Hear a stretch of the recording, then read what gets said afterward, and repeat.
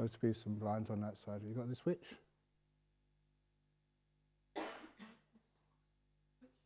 No, for the blinds. You sure? I must be blind to the little blinds. It's okay. Okay.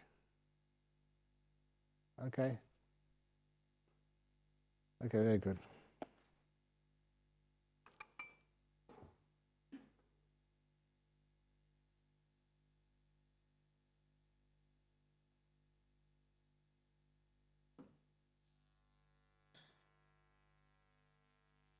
Hey, what light's on? Yeah, exactly. Oh. Can you see the screen with that? Yeah.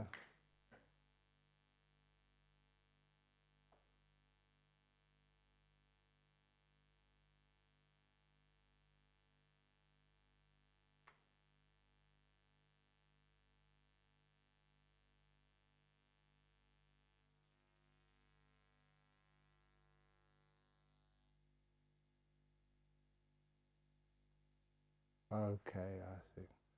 If you're in the light over there, please you can move over to the other side.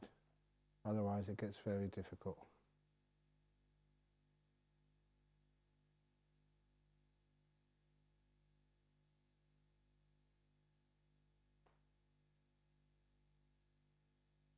Very good.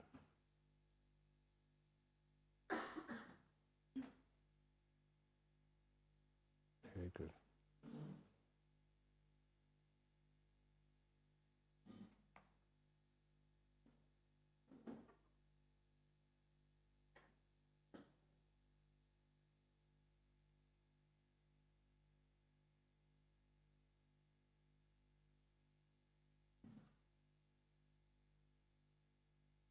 And again, if you're still in the sun there, you can just move away from the sun because it's in your eyes. Just it's been overcast for the last 2 or 3 days, and the time we'd like the sun to disappear for an hour, the sun comes out. This is what happens.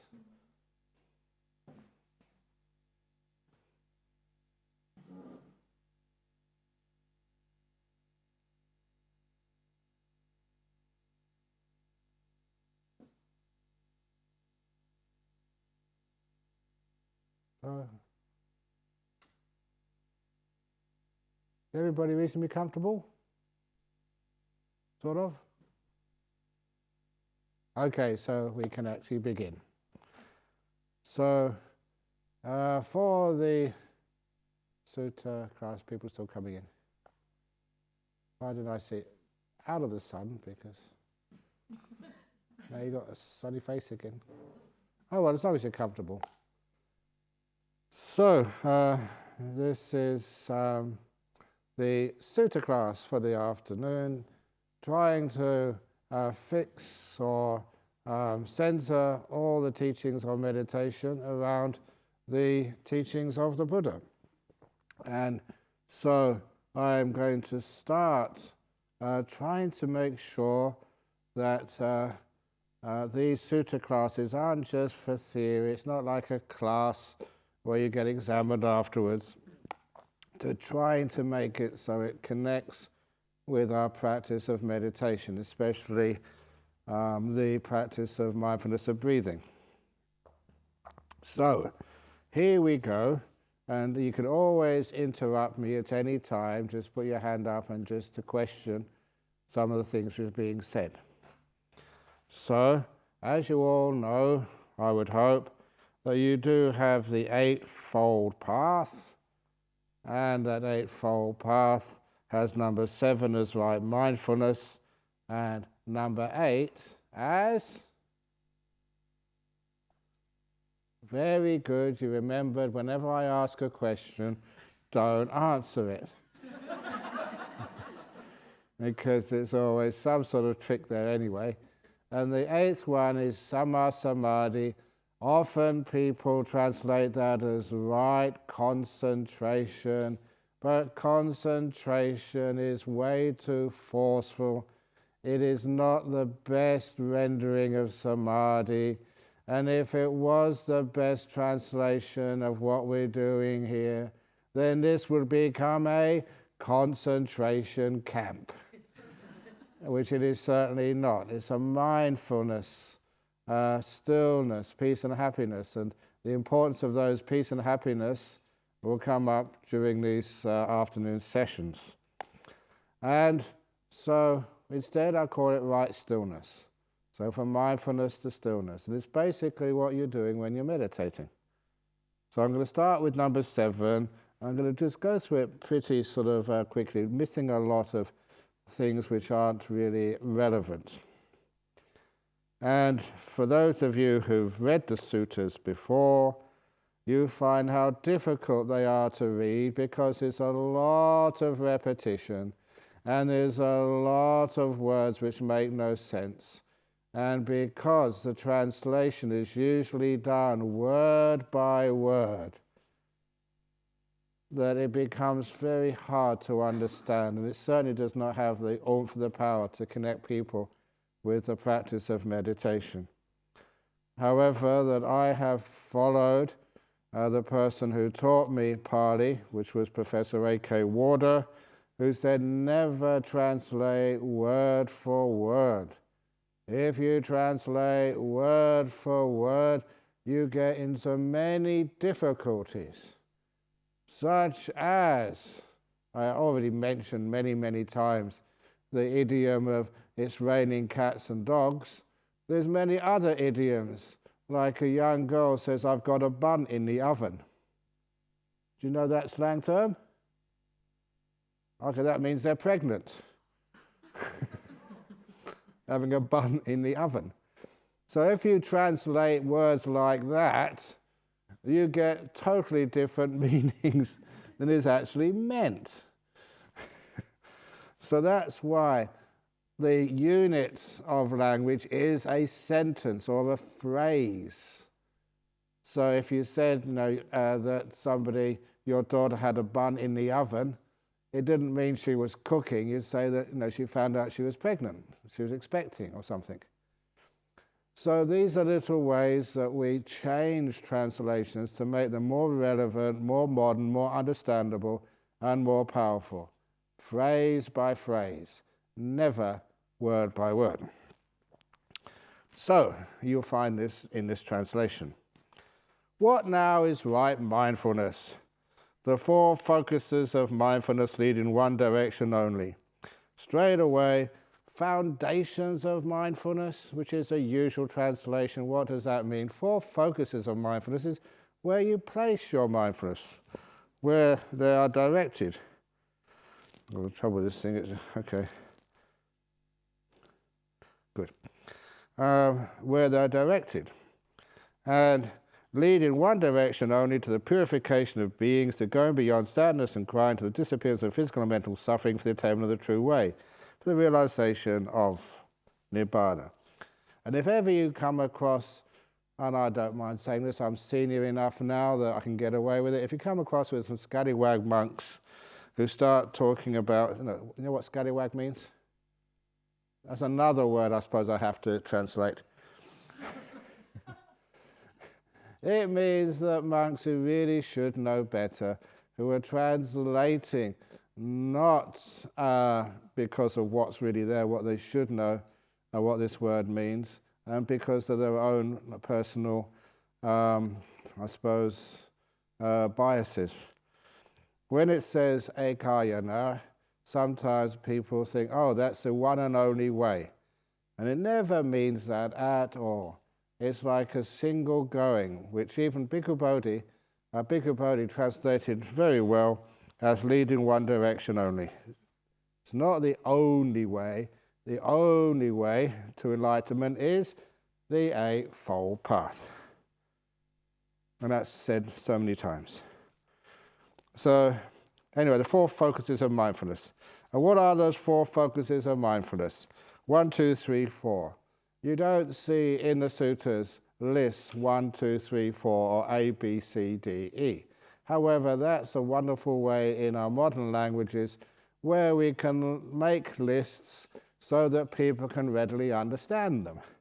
And so a simple innovation like that really helps. The 4 focuses of mindfulness: having restrained the 5 hindrances, you abide aware of the body, energized, knowing the purpose of what you are doing, and mindful. Having restrained the 5 hindrances, you abide aware of experience, Vedana, energized, knowing the purpose of what you are doing, and mindful. Having restrained the 5 hindrances, you abide aware of the mind, energized, knowing the purpose of what you are doing, and mindful. Having restrained the 5 hindrances, you abide aware of mind objects, energized, knowing the purpose of what you are doing, and mindful. There's a bit of repetition there, but if you look at the original, that is so abridged and carries the meaning. So first of all, with those 4 focuses of mindfulness, you see one of the first things we have to do is to restrain the 5 hindrances. Those 5 hindrances, as any meditator knows, its first one is like wanting something. Because otherwise you see what you want to see, and you don't see what is really there. My usual simile is when young people go out for the evening, for a nice romantic night, where do they go? They go to a dark nightclub, or they go to a candlelit dinner, or a walk by the river under the moonlight. There's many other romantic places where boys and girls fall in love. And I wondered, what do all those places have in common? The nightclub, or the bar, or the cinema, or the walk under the moonlight, or the candlelit dinner. What they all have in common is they are all dark. The light is so low that you cannot truly see with accuracy, with what they say in computer technology is high definition resolution, what your partner really looks like. So it gives your mind a lot of freedom to add this and interpret that, to fantasize, so the person in front of you looks like some rock star, some amazing, beautiful supermodel, because you can't truly see what you're going out with. So your wanting is actually changes the truth to suit what you want to see. And it's the same, the next hindrances of ill will. You can't see what you don't like seeing. And so you may be your enemy, your boss. If you don't like your boss, you see them and just, they're terrible. You can't see past that, because these hindrances are bending the truth. Now there's this one little story which is not in the suttas here, but it just shows you the power of how what you want to see changes what you actually do see. Or more specifically, what challenges you too much actually denies that your observation any accuracy. And this was told to me a couple of years ago by, again, one of my old friends from Cambridge, a very good friend of Stephen Hawking's and me.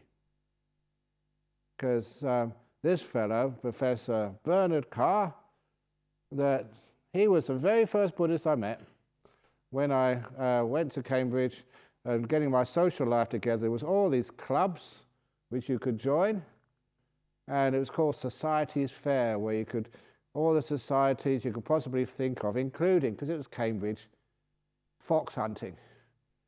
You could, as a student, you could join the fox hunting club. But foxes couldn't join, obviously. But students could. They didn't last very long.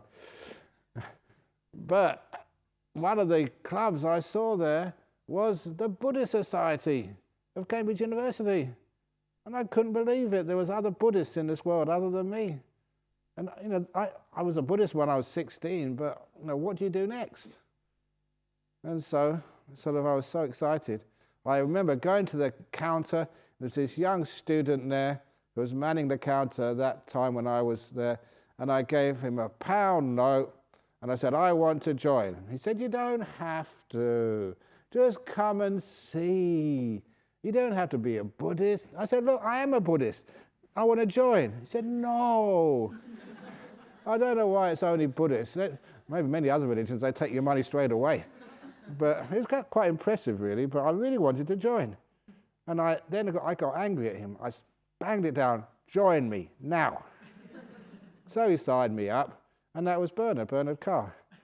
And so the first Buddhist I ever met. Not the first Buddhist monk, the first Buddhist. And of course, he was Buddhist at that time. And he was also theoretical physics. He was also the other thing we liked in the Astronomical Society, and also into the Psychic Research Society, where we literally went hunting ghosts together. Now, this was England, and of course, English had lots and lots of ghosts, but they're very hard to find. Honestly, some people are scared of them, but they're really shy, especially when you're not scared of them, because maybe we ghost hunters were no fun. Yeah. But anyway, what was that story of? No, I could have stopped, otherwise I'd go on all afternoon with my stories. But now I've started, I've got to carry on. About this woman from Australia who went to England on holiday. And of course, when you go to a place like England on holiday from Australia, of course you go touring the castles, because they don't have castles in Australia. And so she went to one of these really old castles and had to go with a guide who took her right down to places where the dungeons were, where they did terrible things to people. And they are really spooky places. You've ever been to the underground dungeons where you can go on tours? No. Well, maybe there are things in there, because it was really creepy. Every time they opened these old wooden doors, every time they passed the window,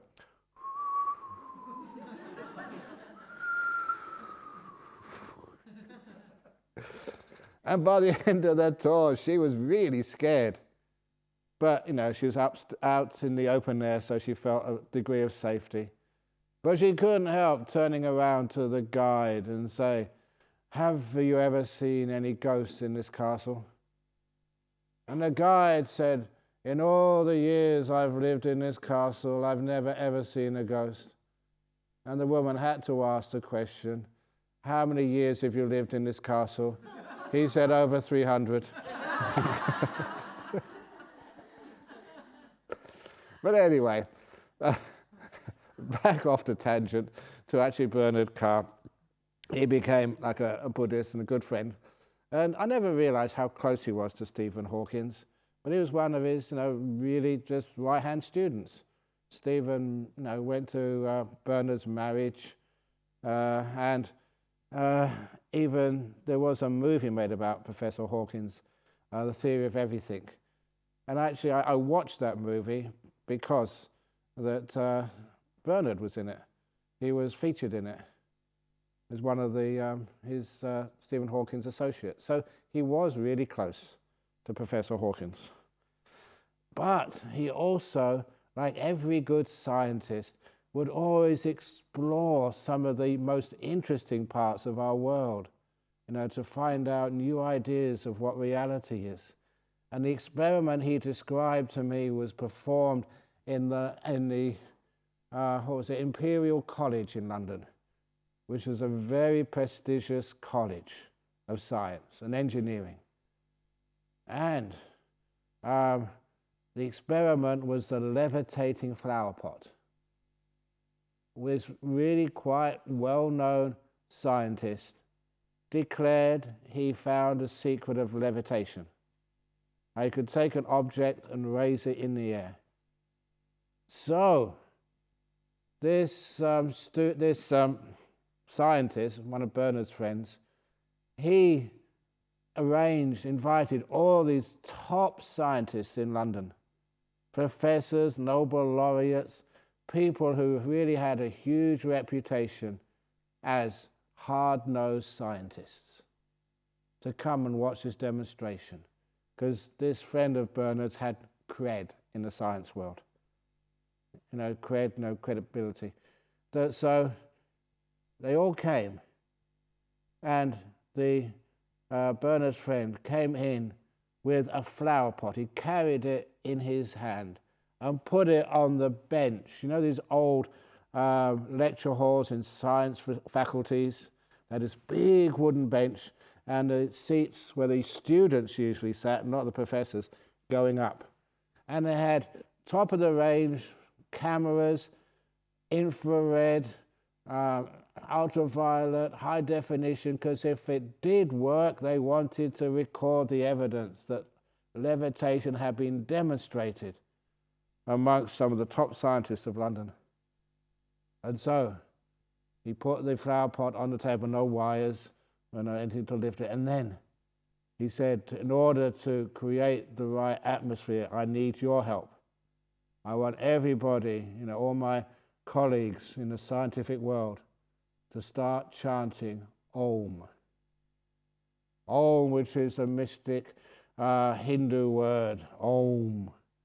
And so all these old, bearded, crusty old scientists started chanting Om, Om, Om. And that was when the flower pot lifted up into the air. It actually worked.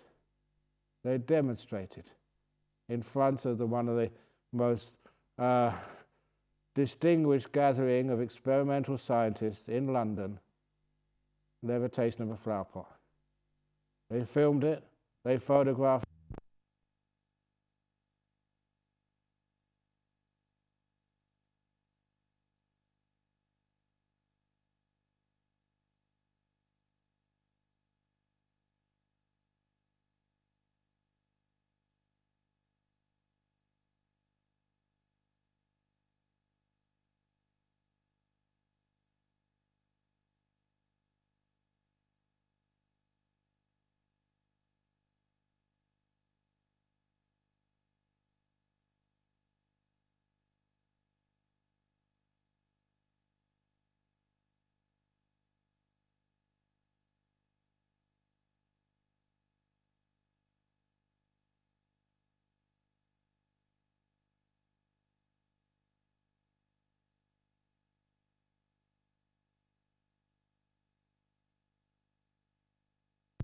very heavy, strong current had just been turned on.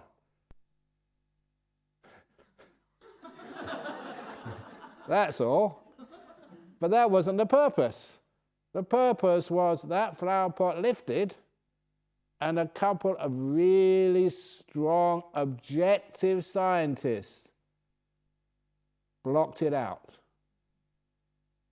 They didn't even know they were blocking out the evidence. The flower pot, in their conscious awareness, these were trained observers. That flower pot remained on the table throughout.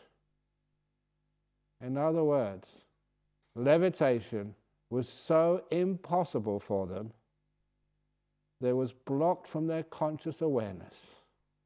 They didn't even see it. It's not as if they saw it and rubbed their eyes. It never came up past the filters of consciousness into their awareness. They never perceived it. That was the point of the experiment. Can we really trust our perceptions? If it's too sort of a conflict, we won't see it. And they proved that. So this is why the second hindrance is denial. We just don't see it. And the third hindrance is the old sloth and torpor. Too tired to see anything. I don't know if when you first get up in the morning, sometimes you wake up and you think, oh, it's just really, really, really dark. and you realize you're still under the blanket. You're not really fully aware of what you're doing until you've had your first cup of coffee, some people. So anyway, that when you're dull, your awareness, you don't know what you're doing. And also the opposite of that, restlessness. So restlessness, you don't stay with anything long enough to know what's happening. To actually really know something, you've got to stay with it. Stay with it long enough for it to teach you its secrets. And lastly, the doubt, which also stops you seeing clearly. So those are the 5 hindrances. So you restrain the 5 hindrances, which is most of the job of the previous factors of the Eightfold Path. And then, once you've restrained the 5 hindrances, if any of you see the traditional translation here, which sometimes I don't know how anyone claiming to be a Pali scholar can get away with this. They say, Loke apicca domanasang, having restrained grief and covetousness for the world. And what the heck does that mean? And so what occurred with monks like me, we just, okay, let's read it in the original, the Pali. And you see those words occur again and again and again and again and again and again and again and again and again, Loke apicca domanasang, and it means having restrained the 5 hindrances. It's there in the whole text. They say it again and again. Even the commentaries say that. It means having restrained the 5 hindrances. And that actually gives you meaning, what you have to do before you do the 4 focuses of mindfulness. How can you be mindful when these 5 hindrances are bending the truth to suit what you want to see? And this is really important in all aspects of life. You know that sometimes people get sick. They may have a little hard bump on their breast. Oh no, this is just a little bite, insect bite, when it's a blooming tumor coming up. Because that frightens you, breast cancer, you won't see it. You won't notice it until it's much later than it should be. You can't see it because it's too challenging for you. Which is one of the problems there. If you can catch it early, you can do something about it. It's been there for days. But because of the negativity, that is one of the reasons why you don't catch it early enough. You don't actually see it because you're biased. It challenges you. And it's the same that, sometimes couples, they think, oh, everything's going well. Oh, I have a wonderful relationship with my partner. And then the next day, the partner's gone. And they say, well, I've been telling you for years, darling. But you don't see it because it's too challenging for you to see, what is just very hard for a person to take. These 5 hindrances are really powerful, brilliant teaching of psychology of the Buddha, of how we don't face the truth. We prefer to see what we want to see. Like we have the biggest crowd of any president's inauguration. we don't see what's really there. Let's be honest, instead of bending the truth to fit what you want to see.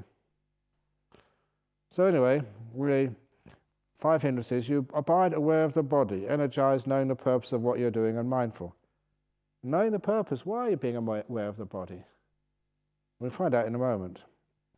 And anyway, I'm going to skip now, number 2, 3, 4, and go mindfulness of the body. How are you aware of the body? And you start off with mindfulness of breathing, the old mindfulness of breathing, basic meditation.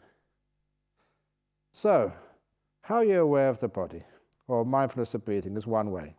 You go to a quiet, secluded place. Sit down comfortably and give priority to establishing mindfulness.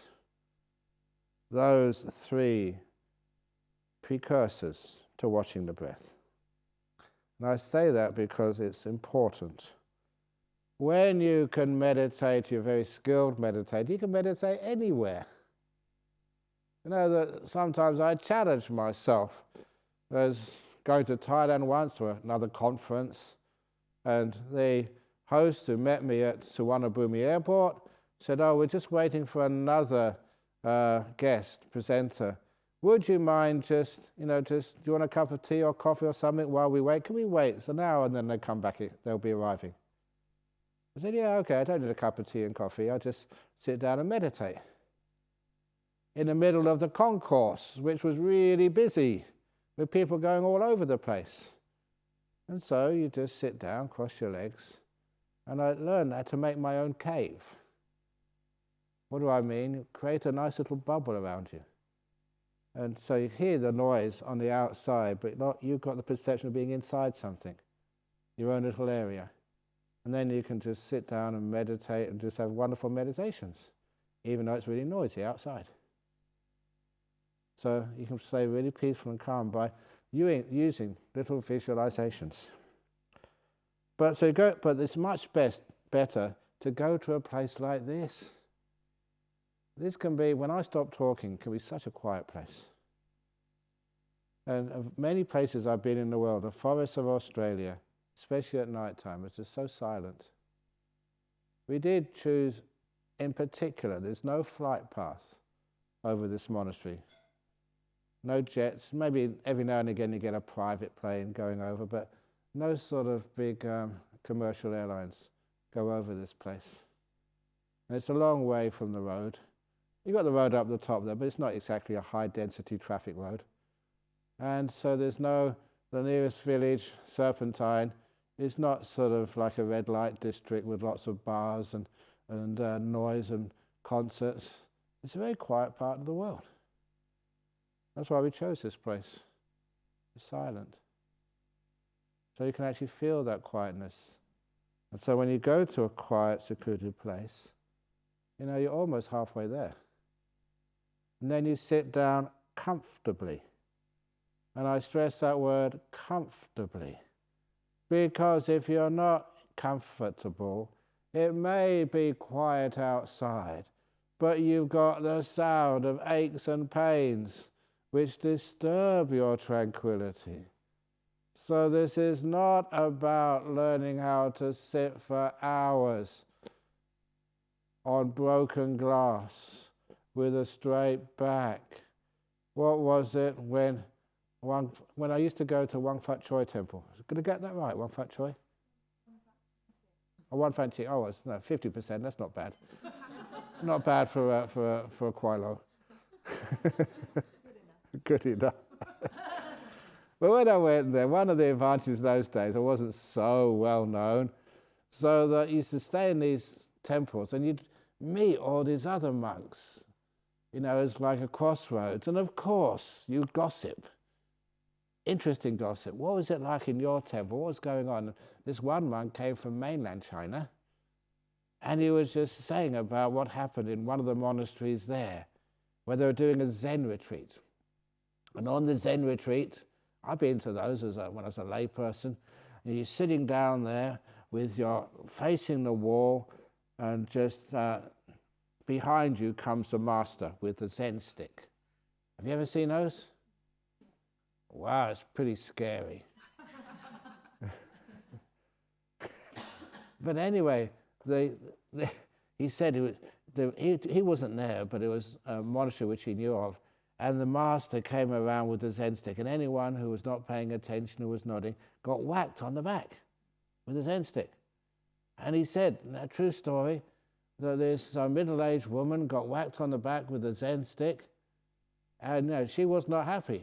So she got out her cell phone and called the police, and the police came to the temple, to the meditation hall, and arrested that monk and took him away.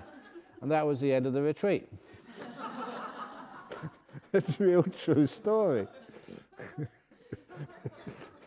So you can't do that these days.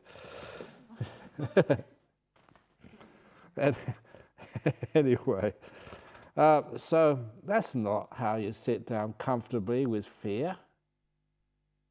In other words, you find a comfortable position. And those chairs which you are sitting in the back there, I spent a lot of time going to different places with friends, especially, I don't know if you remember Chi Wei and Peng.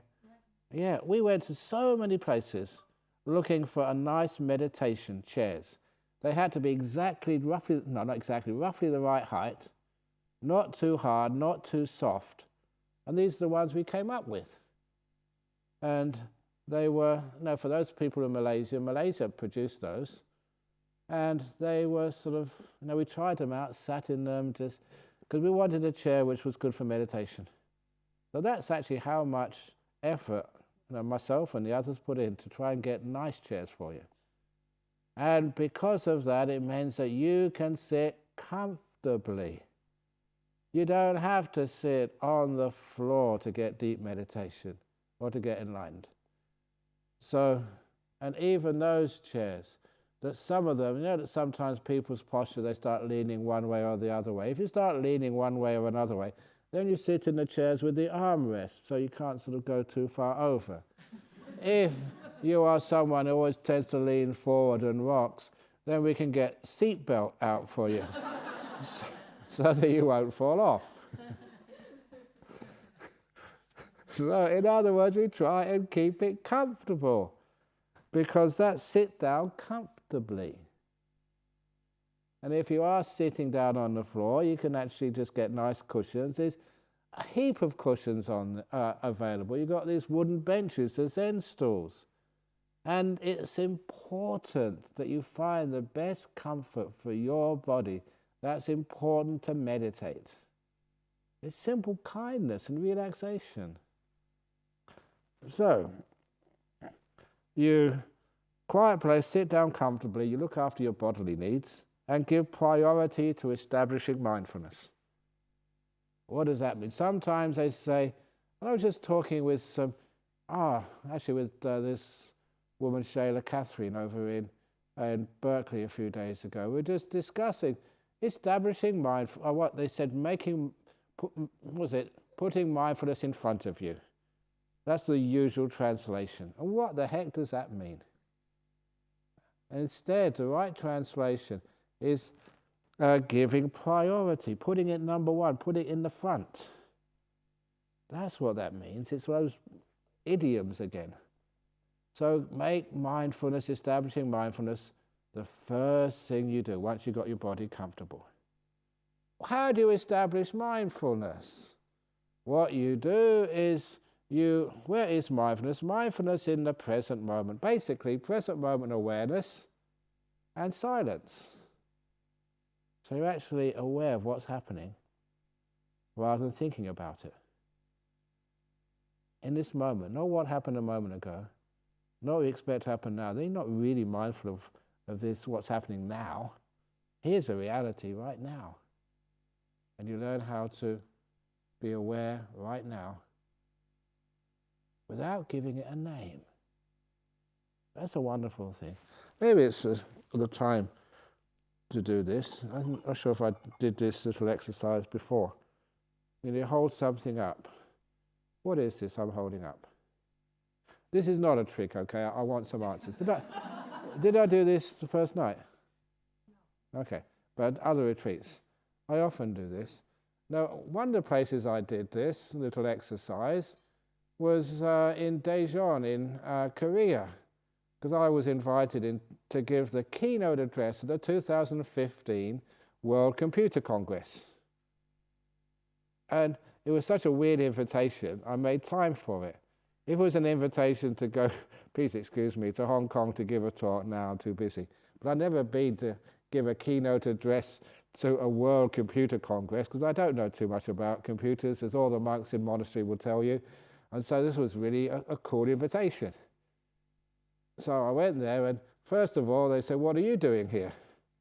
I'm a monk.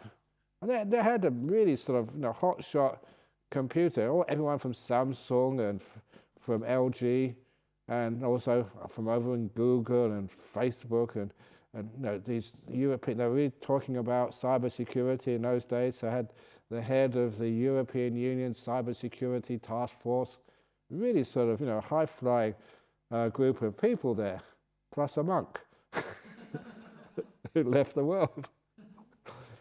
So, but I told them that this is all about not just hearing what you already know, but hearing things a slightly bit different to enhance.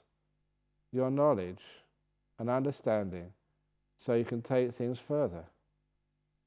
And obviously whatever I said they really enjoyed, because they gave me really a 5-star hotel room and business class, and they gave $2,000 donation to monastery just for 15 minutes work. It was really good.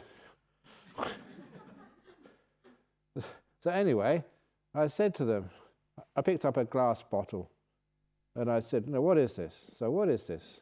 What do you see here? Now you can participate now. What am I holding up?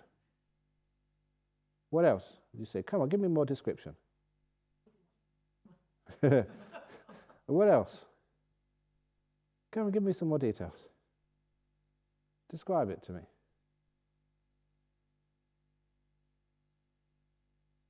Keep on going.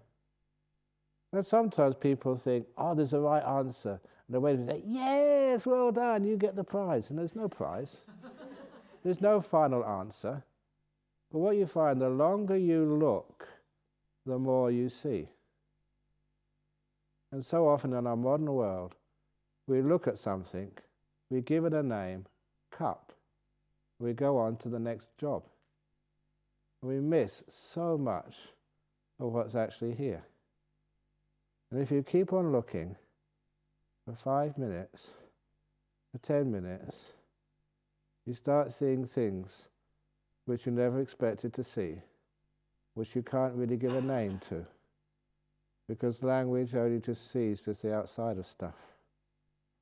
This is actually where we understand exploration, the basis of insight, seeing things you haven't seen before. Your partner, you really know them? Person you've lived with for 30, 40 years. You sure you really know who they are? You don't even know who you are. But you're saying, that's just my wife. No, he's always like that.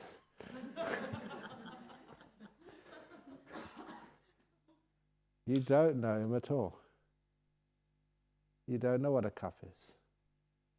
So after a while, you go so deep into these things, you're not thinking, you're not giving things names. All those thoughts have gone a long time ago. You're exhausted the names and descriptions, you're just observing in silence. And what you see just is amazing. When you go outside and see the sunset, don't write an essay about it or write a poem.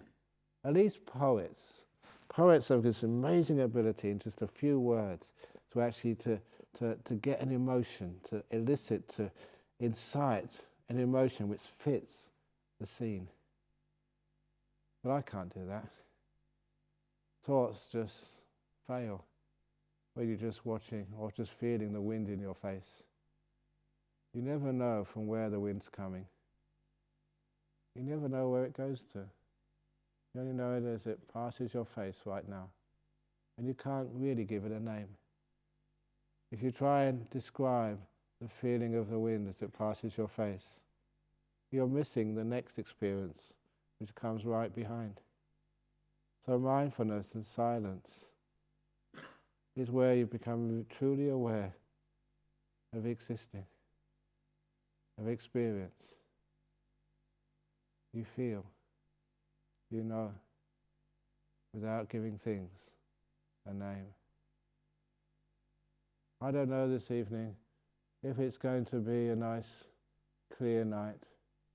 If it is, please go out to those stupas, the little monuments outside, sit on it, and even lay on your back, if it's not too wet and damp, and just look at the stars. This is the southern hemisphere. You see the Milky Way and it's so clear. Sometimes some of those books we have the, oops, I don't know. In some of those picture books we have, people have taken photographs. And that's one of the most wonderful sights. They're laying on your back and seeing the stars in the heavens above. Clear. You try thinking about your business. You won't be able to. The stars are just far more powerful. You're mindful. You're silent. You're just aware. And it's impossible to give these things names. And don't even try. So you get some idea what mindfulness is, establishing mindfulness. It's one of the reasons why it's, Sunday today, and Ajahn Brahm, people have asked me, Ajahn Brahm, when are you going to teach us how to meditate? You know what people want? They want, okay, breathing in, breathing out, that's stage 1.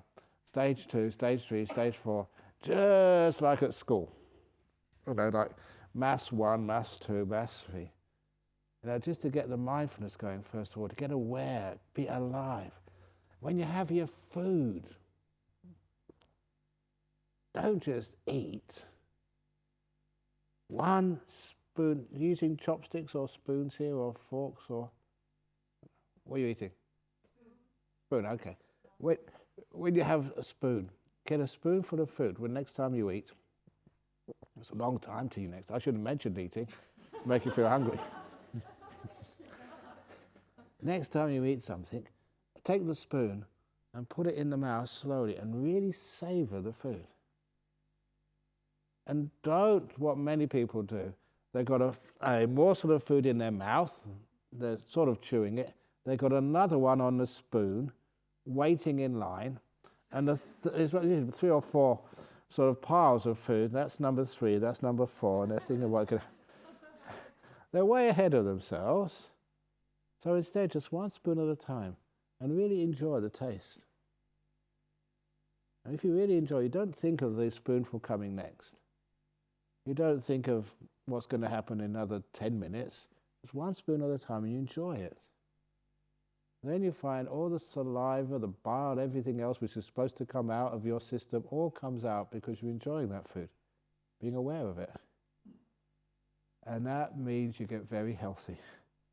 You digest your food well, because when you are aware of it and its delicious tastes, you find everything which is needed to digest that food comes out.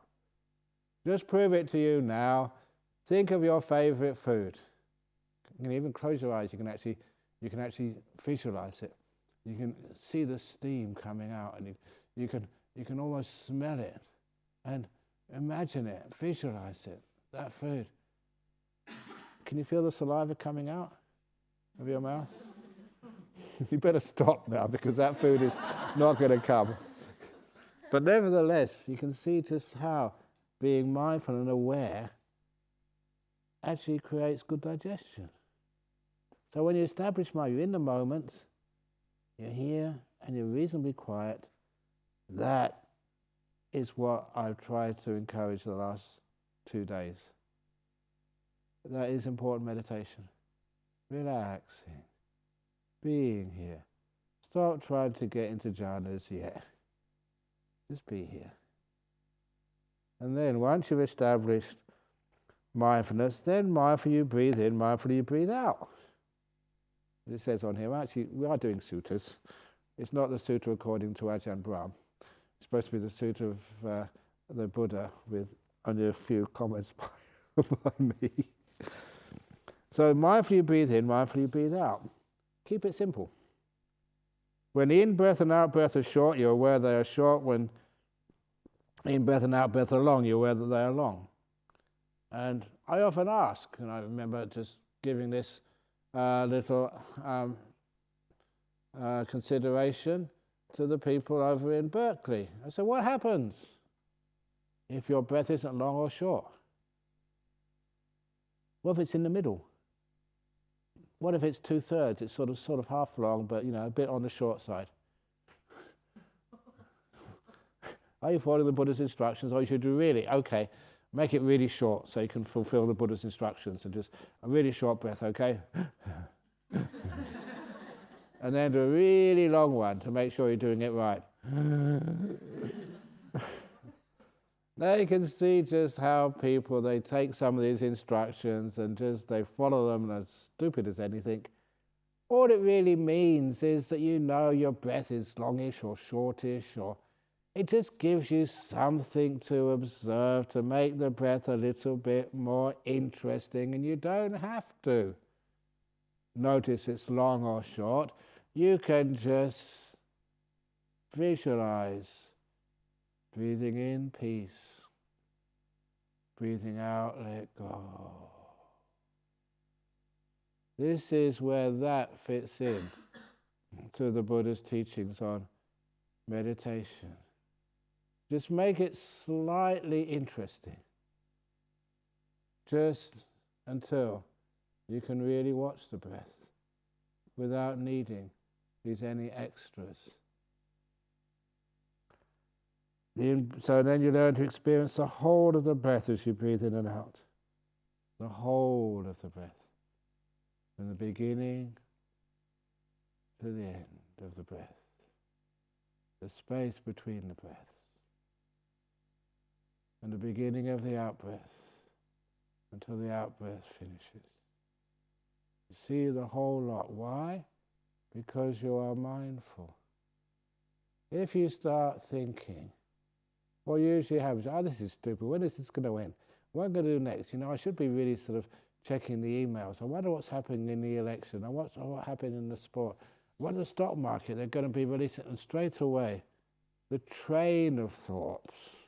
That's why they call it in English the train of thoughts, because once it's left the station, it's almost impossible to put the brakes on.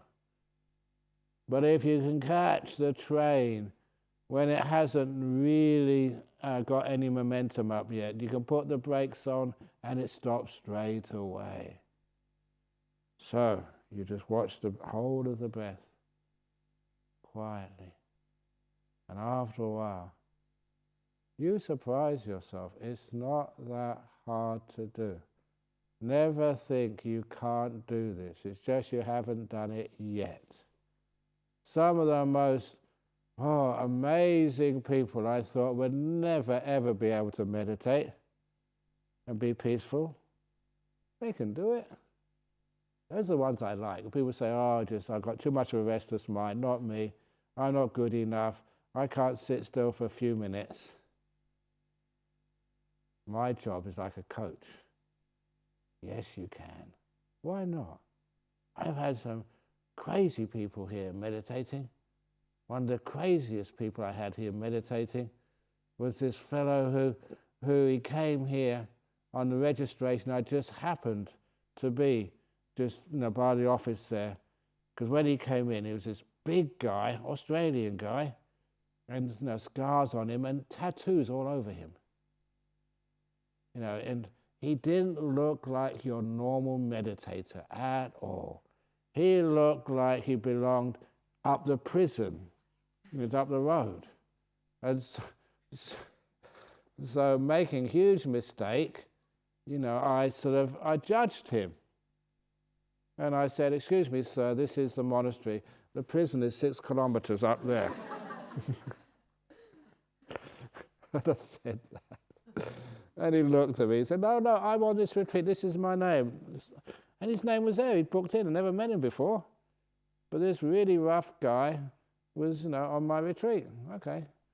And I thought, it's not going to last very long.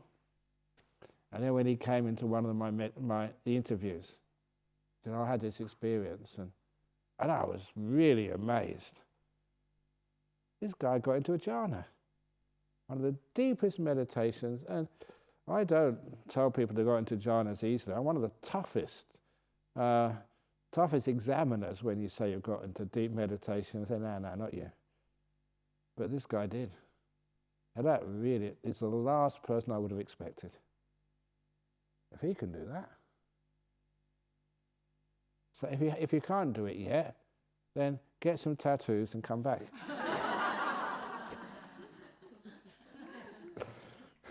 But it's amazing. Anyone can do this with the right teaching and pressing the right buttons. So you follow the instructions, secluded place, come to a nice place. It doesn't have to be here in this room. Your bedrooms. Now, sometimes here you got peer pressure and you think, what am I doing? Peer pressure could be helpful. You get a bit of energy coming up, because other people are around you. But sometimes, if you're a bit sort of sick or need to go to the toilet, in your rooms, in your cottages, you can close the door there, you get the temperature just nice, and you can meditate there. And some of the people have some of the best meditations in their cottages. Or, this is not the right time of year, but sometimes people go, again, on the stupas, they take a cushion up there, they go into the forest. There's so many lovely places where you can meditate. The one place I'd say not to meditate is in the kitchen. I'm just waiting for lunch. Get in people's way, but so many lovely places you can meditate in, so please make use of the facilities. And that means that you find that comfort and you just sit down, establish mindfulness. I think the first night you go into the body, just relaxing, make sure you're really relaxed. That's a great way of establishing the mindfulness. You're sitting down, making sure your toes, your knees, everything is just nice. And that by itself is absolutely brilliant. That's where this girl came to say hello on Friday, Chippy. And sometimes you do these things that it works out way, way better than you ever expected. Because she was a girl who's, she was in Adelaide, in the University of South Australia. And she had severe panic attacks. And she was bedridden. And, being a student in Australia, you get free health care. And university, they got some professors of psychology, psychiatry. They really looked after her, but nothing worked. So she was in her bed. She couldn't even get out to get to the door. Fortunately, she had a boyfriend. And I tell young women, if you ever find a boyfriend like this, you get a ring on him as soon as possible or whatever, because this was a boyfriend made in heaven. He would do everything for her. Wash her clothes and just cook for her because she couldn't do anything. She was really sick. And so her uncle was a strong supporter over here. And so uncle said, "I'll go and give Ajahn Brahm a ring." So she gave me a ring from her bed and said, "What's wrong?" So I got panic attacks, so severe anxiety. And that's when I said, "Okay, how do they feel? What does it feel like when you have anxiety attacks? What's it like?" Well, it's anxious. But that is not good enough. I want a description of the feelings. I said, well, actually, first of all, so when you have anxiety attacks, where do you feel it in your body? There was in my chest somewhere. Where exactly in your chest? Because one thing which you get to know when you're mindful and you practice meditation, every emotional instability, every emotional state manifests on your body somewhere. And so I asked her, when you have a panic attack, where do you feel it in your body? She said, in my chest. I said, not good enough. I want coordinates. Because she was a dentist of science. So I want to know from your navel, centimeters, even millimeters up. Is it centered right in your chest or a bit further up? Is it just in one spot or is it actually spread over an area? What type of area? Is it circular? Is it ovular? Exactly how wide is it? And how narrow is it? And does it stay like that or does it change and does it disappear? I want a description of when you have an anxiety attack, how it feels on your body. And actually where it's manifested. So because she had nothing else to do, she did that, and 3 days later she gave me a call. She gave me this wonderful description of actually just how the experience spreads when she has a panic attack. And then second question, exactly how does it feel? Is it burning? Is it tight? Is it itchy? What does it feel like? Is it always every part of that area is the same? Give me a call in another 3 days. Now, I am very busy, and it wasn't just to try and get rid of her for 3 days to do something else, because I wanted her to take some responsibility for her treatment. which is important. So 3 days later, she gave me this wonderful description of what it feels like to have a panic attack, where it's situated in the body, the feelings associated with it, how it develops, where it spreads. I said, well done. You are now completed the first test of mindfulness. You're aware of it, how it manifests in your body. Number 2, take your hand and massage the area of the body. Massage it, so with a lot of kindness. And then see what happens. And I did tell her, if you feel too weak to massage that part of your body, ask your boyfriend to do that. I'm sure he wouldn't mind. And so give me a call in 3 days. So she gave me this call in 3 days. And I said, what happened? You do that? He said, yeah, I followed the instructions. And what happened to the feeling in your chest? He said, oh, my chest relaxed, the tightness and the burning. It just disappeared slowly until it was all gone. And then was the light bulb moment question. And what happened to your anxiety? The cause of that tightness, tension, burning in your chest. What happened to that emotion?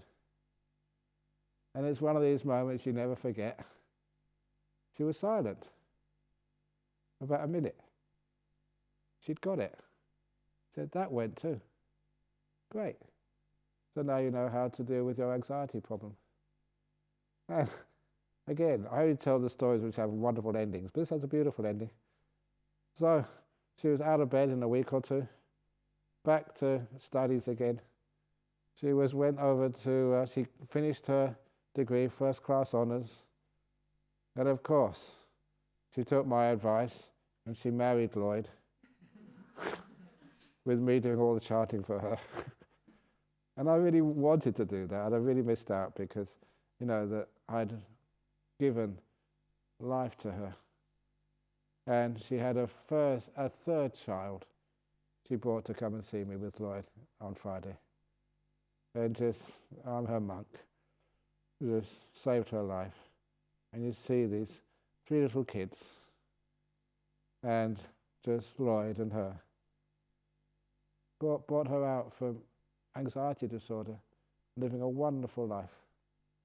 So, this is what happens when you learn about meditation. You can experience your body, and once you experience it, there's amazing stuff you can do.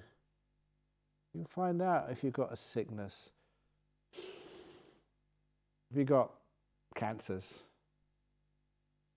Where exactly in the body do you feel the cancer? What does it feel like? Once you can feel it, say it is, say, a breast cancer or something, you feel it, you know it. You're not afraid of it. Your mindfulness is so strong, you're with it. Exactly how does it feel? How wide is it? If it's a tumour, can you actually sense that something's there? And once you get a feeling for it, then what do you have to do? So that feeling just starts to get released and it gets eased off. People do this. And what was the last case? It wasn't actually a cancer. This was a young girl, Sri Lankan girl, here in Perth. About 13 years of age, maybe. Or maybe a bit less than that. I can't tell these days, but maybe it could even be 10 or 11. But anyway, there's one of these people who are just so full of life and energy, just enjoying just that stage of her life, popular and smart at school. But her mother brought her because she had a big problem. The doctors had found that she had a congenital defect in her spine. It was actually, the spine was twisted, but no one would even know. I wouldn't see it, but the doctors did. And they said the only the thing she had to do was to wear this metal brace the next 3 or 4 years, basically 24/7. And it was uncomfortable. She tried it on a few times. It really hurt. But the worst part of it was having to go to school wearing this. And from your experience that when you go to school, anything which is different in you, the other sort of children will pick up. I was a school teacher for 1 year, and I suffered from hay fever, and I should have taken the day off school, but instead I went to my class, and I was trying to teach some physics or something, and instead of blowing my nose, just, and it was only 5 minutes, and I looked up at my class, and about 30 children, about 13 years of age, were looking at me going,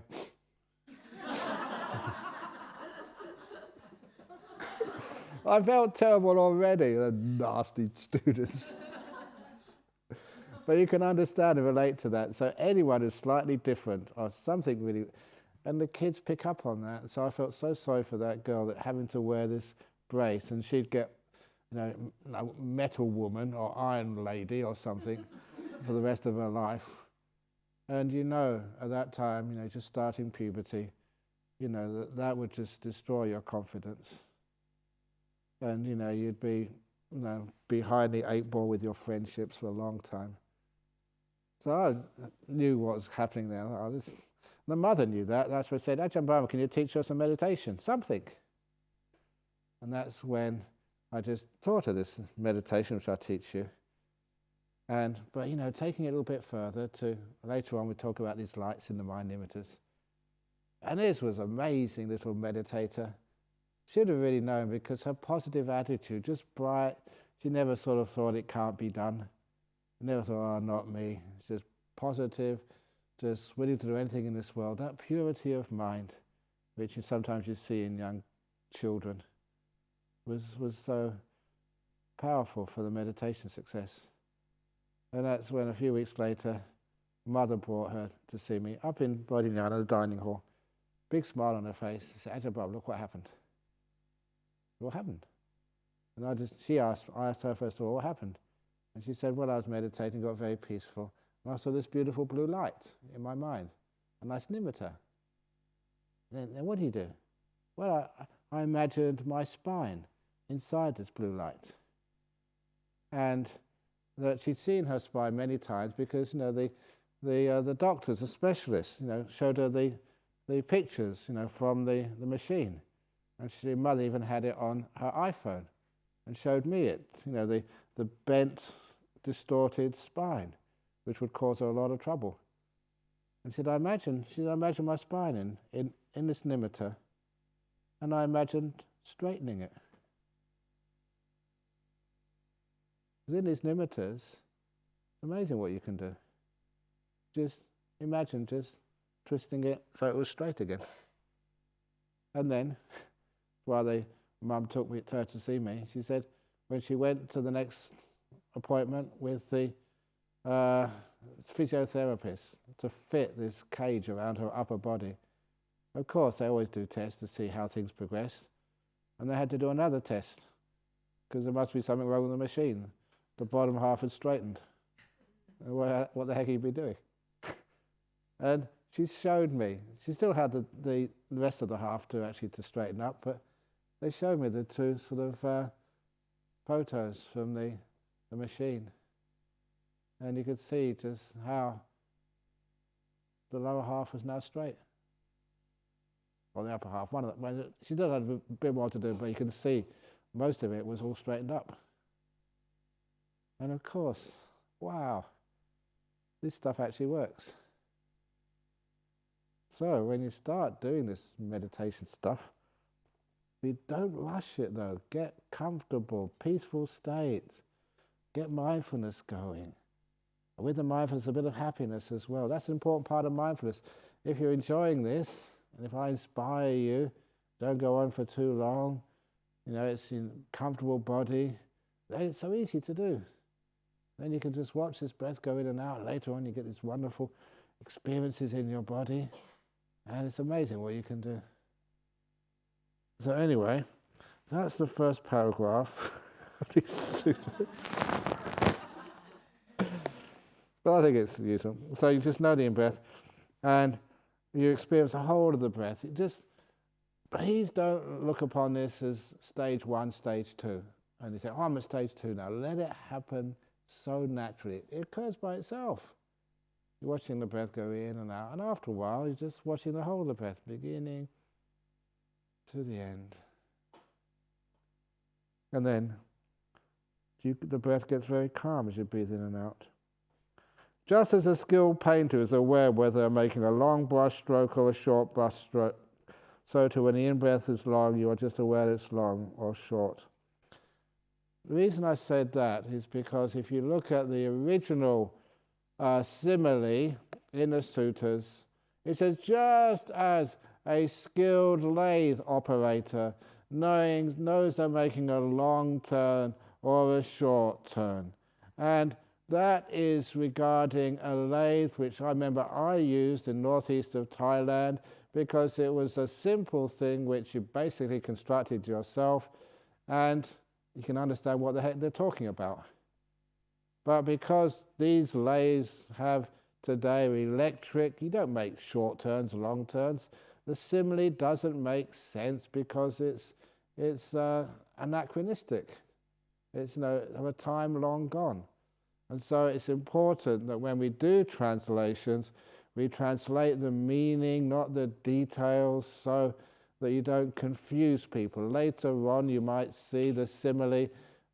It's a technical simile. The difference between a non-returner and a fully enlightened one. It's said, just like a washerwoman, they go and wash a white cloth with cow poo, cow dung, because that's what they used to use to wash clothes with in those days. And straight away the simile, you think, what? Is that a good translation? Or is that what they actually did in those days? And isn't that sort of unhygienic? But apparently it was very hygienic. Even these days you can see in India people cooking their food with cow dung, and they put it on the walls of their houses, the cow dung.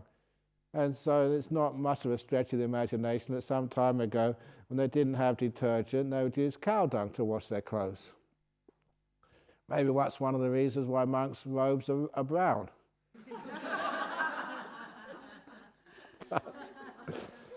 But what that does, that takes away from the simile. You're thinking about dung instead of...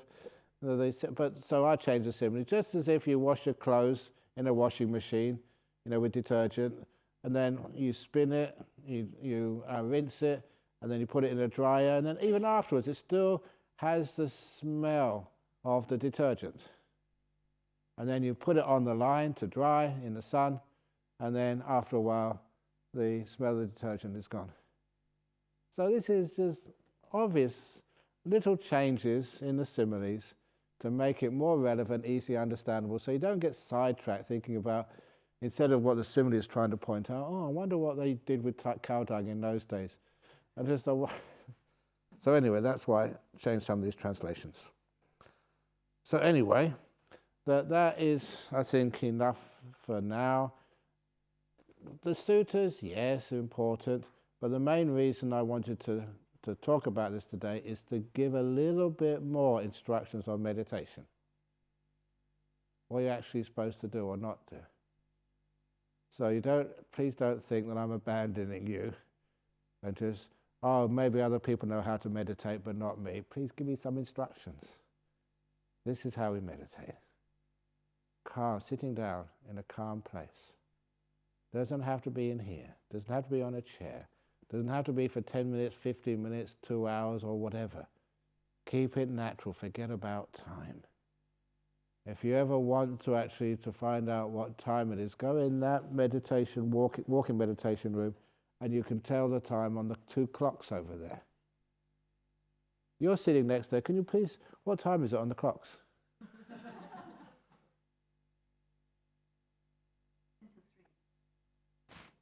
10 to 3. But what you can do is actually just, if you're hungry, please move the things back to 11 a.m. Say, hey, I can eat now. So, in other words, don't worry about time. So you meditate, relax, and you're actually encouraging, establishing mindfulness, awareness.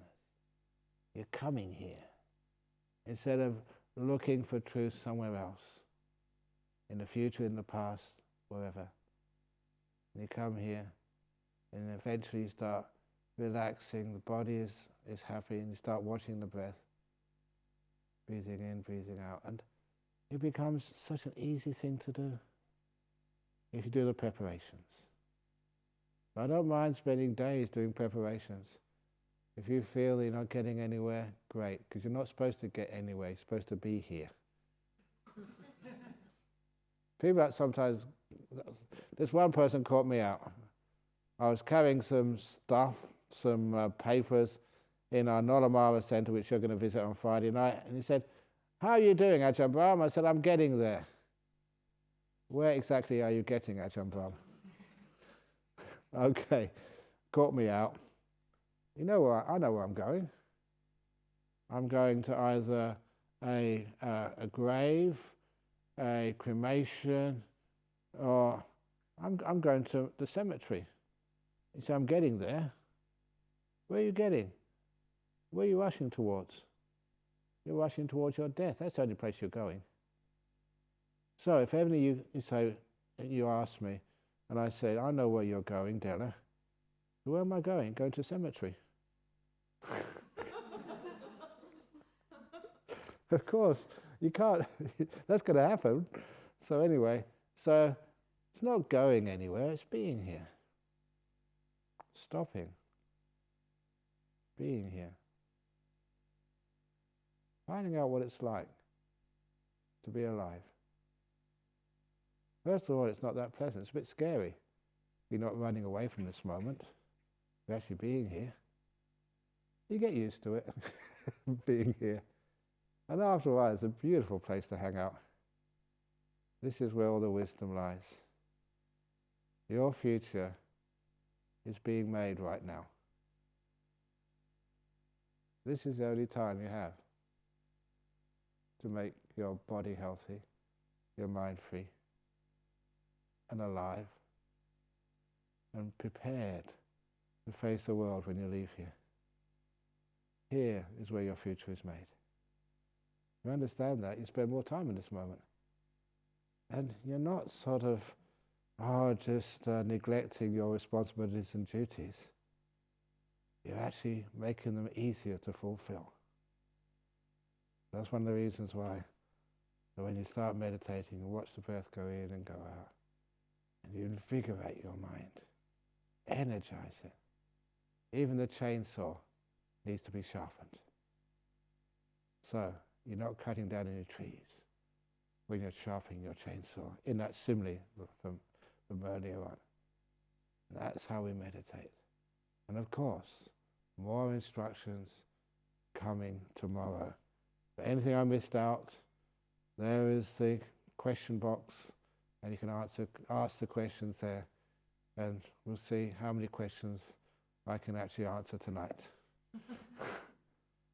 Sadhu, sadhu, sadhu. Very good.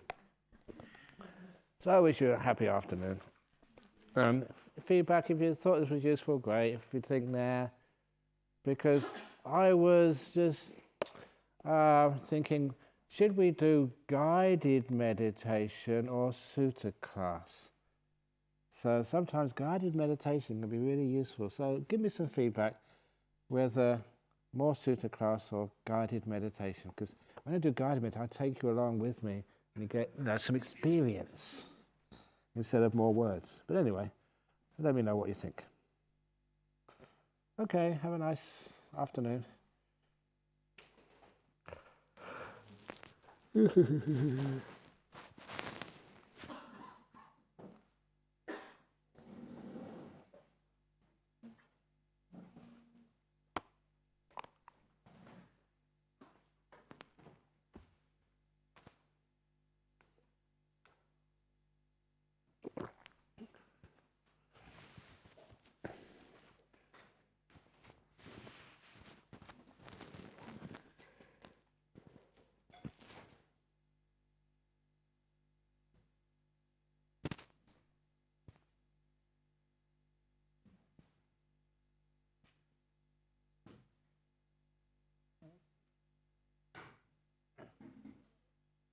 teddy bears are being used.